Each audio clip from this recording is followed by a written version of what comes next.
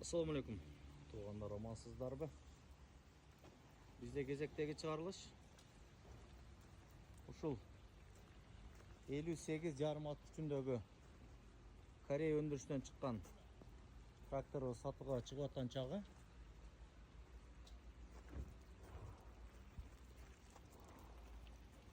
Корея өндүрүшүнөн чыккан Кукже деген трактор.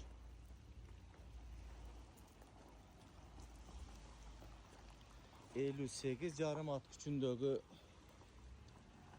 Кукже деген трактор. Трактордун техникалык абалы жакшы. Көрүңүздөр. Трактордун техникалык абалы аябай сонун. Трактор фрезасы менен сатылат.